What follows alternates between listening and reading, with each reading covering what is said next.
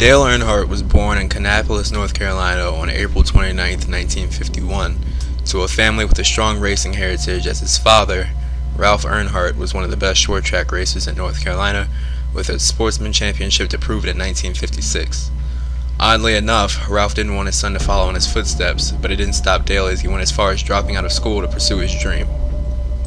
Earnhardt's start to his Cup career was anything but steady, as he competed in only 9 races in his first 4 seasons before winning his first race at Bristol and eventually winning Rookie of the Year in 1979. That season, he finished with 11 top 5s, 17 top 10s, and finished 7th in points, all while missing 4 races with a broken collarbone.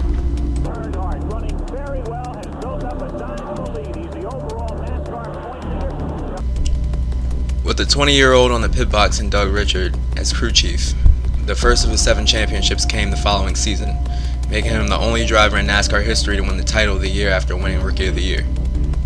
The following few years were ones of inconsistency leading to stability. The team Earnhardt drove for his rookie and sophomore years was sold, and instead of staying with the new owner J.D. Stacy, Earnhardt jumped ship to former driver and new car owner Richard Childress in 1981. That year he wouldn't win a race and switched teams again, this time to Bud Moore Engineering for the following 2 seasons, following Richard Childress' suggestion and this time wheeling the number 15. Over those 2 seasons, Earnhardt finished a career worst 12th in the standings the first year and 8th in the following, and won a combined 3 races. Afterwards, Earnhardt would rejoin RCR and spend the remainder of his career there. He would win 6 races in his first 2 seasons back, then win back-to-back titles in his 3rd and 4th, winning a combined 16 races and capping the 2nd title runoff with a 489-point lead over Bill Elliott.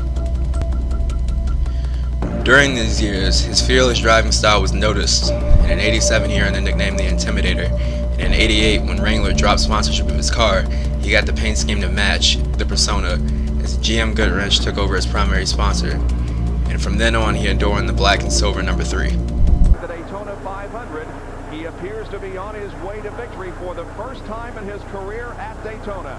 Earnhardt brings it down through the tri-oval. There's the checkered flag, and Dale Earnhardt wins the Pepsi 400. In 1990 and 1991, he would go back-to-back again, winning his 4th and 5th Cup titles, scoring 13 wins in the process and becoming the first multi-time winner of the Winston, which is now known as the All-Star Race. With 1992 being for his own standards a lackluster year, tying his worst career points finish of 12th, 1993 was a fresh start, as Andy Petrie became the new crew chief and the 3 team would achieve 6 wins as well as the beginning of their 3rd back-to-back championship campaign, with Earnhardt winning his 7th and final championship in 1994 after his main competitor Ernie Irvan was sidelined after a horrible crash in Michigan mid-season. He will eventually win the championship by 400 points over Mark Martin. And Sterling Marlin outside. And Ernie going with Earnhardt down on the inside. That's going to hit. Oh, he got trouble. Terrible crash. Front of the field, all torn up. Earnhardt's car destroyed. Earnhardt went on to win 13 races in the final 6 seasons of his career, as the injuries from the horrendous wrecks over his career finally started catching up with him. Over his career, he suffered a broken kneecap, multiple broken collarbones, a broken sternum, and shoulder blade. Despite the majority of these injuries, he continued to race week in and week out, and even let a neck injury that arose due to his Talladega crash from 1996 linger until finally having surgery on it in 2000. Labonte up high. Earnhardt uses the lap car of Rick Bass as a pick. 20 years of trying, 20 years of frustration. Dale Earnhardt will come to the caution flag to win the Daytona 500. Finally. Despite those injuries, he would finish as high as 2nd in the points twice and only as low as 8th in his final 6 seasons. Earnhardt ended his career with a record-tying 7 championships, 34 total wins at Daytona between points-paying and non-points-paying races. He's 8th on the all-time wins list with 76 total. At the end of his career in life, Earnhardt left an impact that was unparalleled in the sport, as it was more than just about records. Earnhardt's unfortunate injuries and passing spurred a major change in the safety of NASCAR and American auto racing as a whole. His 1996 crash led to what is now known as the Earnhardt Bar. The bar, which is in the middle of the windshield, is actually a brace that reinforces the roof of the car.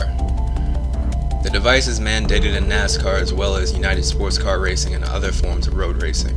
NASCAR also instituted a full mandate of the Hans device in efforts to keep the neck stable during heavy impact. Of your screen is Kyle Busch, and around goes Kyle Larson. Ooh, man, oh, big impact. Man, thank God that safer barrier is there, but that was still a huge impact. Lastly, but certainly not least, was the safer barrier in cars that absorb more impact in comparison to previous models that place more impact on the driver. The impacts of all these devices can be seen weekly, as almost every race seemingly they have been tested and have passed ever since, as no driver in the top 3 divisions of NASCAR has passed away behind the wheel since.